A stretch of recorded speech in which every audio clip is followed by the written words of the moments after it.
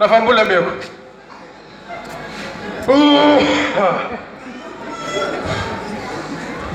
Maqaan keessan eenyudha? Maqaan koo Tullu. Tullu. Tullu eenyuuti? Tullu ol qaba. Tullu eenyuu jettan? Tullu ol qaba.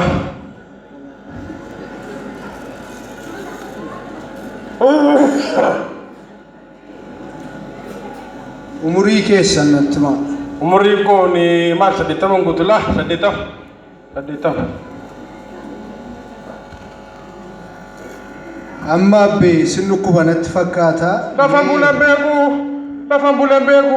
Lafan inni bushan beeku. Gara barii nama natti deebi'e. Mee eessa keessan isin dhukkuba?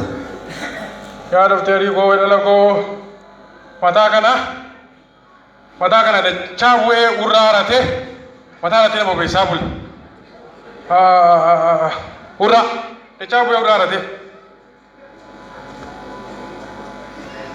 Mataa isin dhukkuba jechuudha. Dachaa bu'ee urraa harate mataa irratti nama beesaa bule.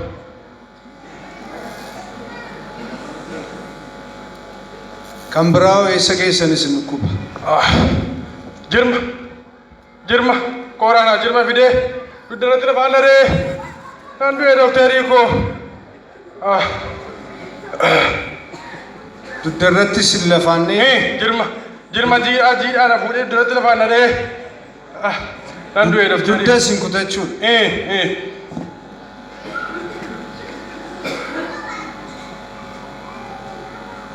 Kan biraa eessa keessan isin dhukkuba? Eeboo fuudhee cinaatti jala na kaa'ee. Eeboo fuudhee cinaatti jala kaa'ee nan du'e dofteerii koo. Daboo baani. Daboo. Eeboodhaan isin waraane? Cinaatti jala na kaa'ee nan du'e. Waraansi? Baba akkas ramadan ijoollee rukkutee. Kanuma natti fakkaata. Maaloo dofteerii koo. Gandaana tarree hafaati beddee fudhatee beddee ergifatee beddee isaa irratti naan macaa bule.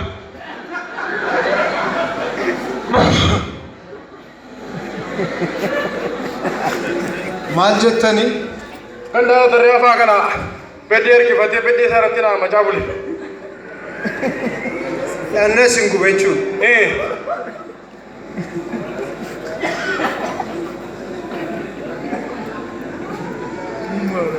Kanuma natti fakkaata. Maaloo yaa dofteerii koo gartuumii fudhatee buusaa natti na caccabsaa bule. Maal jettan abbee? Gartuumii fudhateetu buusaa natti na caccabsaa bule.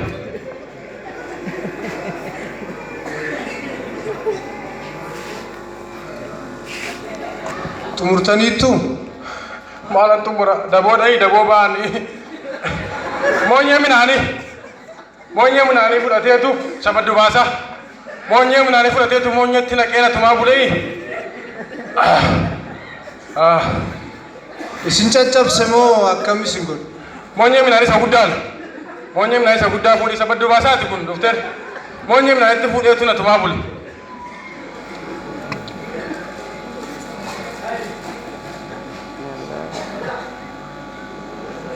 Tole gaabbee amma dhiigi keessan fuudhamee ni ilaalama daqiiqaa addamaaf Maaloo jedhana koo lafa ishee sintu beeka.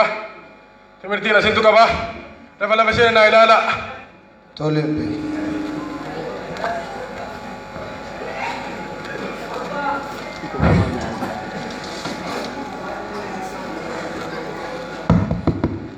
Dhufe.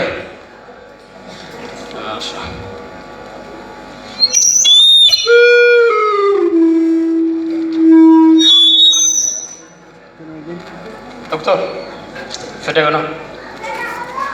Al tokko obbo Tulluu naa waame. Obbo Tulluu, isin barbaada doktorii. Tola leenca koo.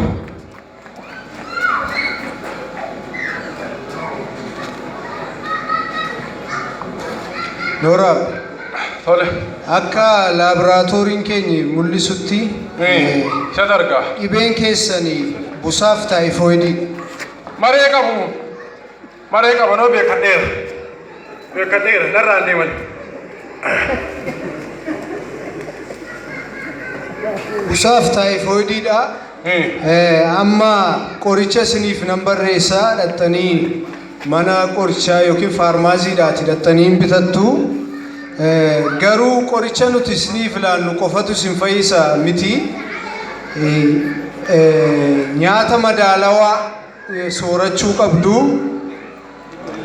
Nyaata madaalawaa yoo soorattan qaama keessan irraa dhukkuba ittisuuf gaariidha jechuudha.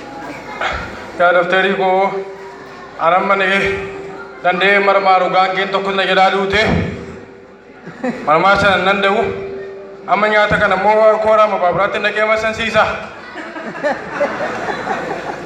Lakkisaa nyaata madaalawaa jechuun koo kuduraaf muduraalee garaagaraa nyaatota qaama keessaniif isin fayyadan kanneen akka anaanaasii, ruuzii, paappayaa, burtukaana, paastaa, makaroonii nyaatota qaama keessaniif dhibeerraa isin ittisuu danda'an yoo soorattan isin fayyada malee qoricha nuti isiniif laannu qofti isin fayyisuu hin danda'u.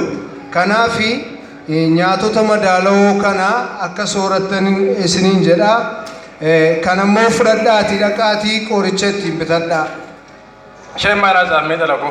Piroostiinii. Maal jettani? Piroostiinii na haasa'aaf. Isheen masumaan bitadhee galaa? Pirootiinii jechuun nyaata soorattan irraa argattu malee dhattanii hin bitattani.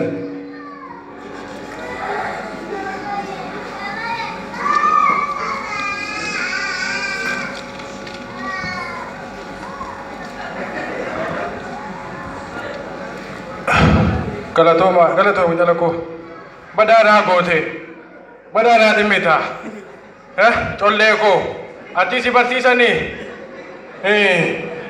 eessa ooltee tolta silammoo maali kaagulaa fayyaani gosa nyaataa natti tarreessita maali colleedhaati collee asoo minaan nyaataa mana kee an qabu isuma qotee maqaruyyuu gibiraan gabbaraa innuu mataan irraa duguugee badhaadhaa goote gosa nyaataa natti tarreessita.